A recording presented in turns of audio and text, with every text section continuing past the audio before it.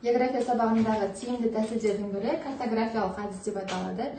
Біз оқушыларға кескін карта таратамыз да интерактивті тақтадан объекттер белгілейміз. Мысалы, флайкейдер, Амазонка, Нель, Хуанке осындай сияқты объекттер беру арқылы кескін карта түсіреді. Картографиялық әдіс деп аталады. Сіздерде интерактивті тақтада объектілер белгіленген, осыларды тауып кескін картаға түсіресіздер. Кеше сіздерге ескертілді, туыстарыңызды алып келіңіздер деген.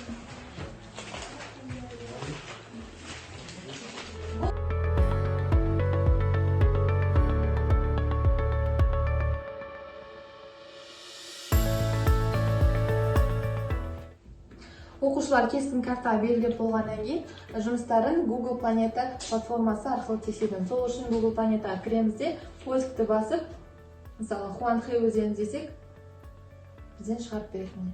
Екені Хуанхэ өзені. Яғни бұл арқылы оқушылар көру қабілеті арқылы естеріне жақсы сақтайды. Немесе басқа объектін іздеу үшін жаңа Амазонканы іздейді, мысалы.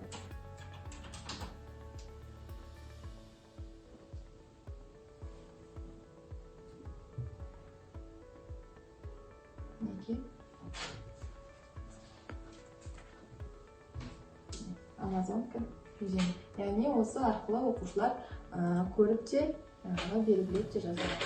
Анхэ сақтамасы болды, я?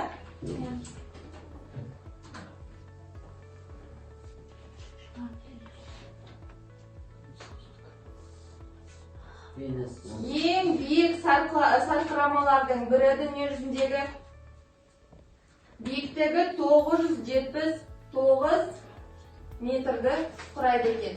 Міне көрдіңіздер ма? Мына жерден бастап ол былай сарқырама болып ағады.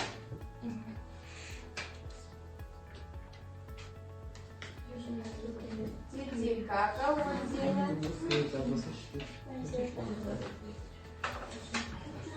Оңтүстік Американы.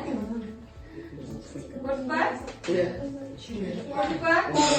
Солтүстік Америка. Оңтүстік Америка. Осы жерде Титикака.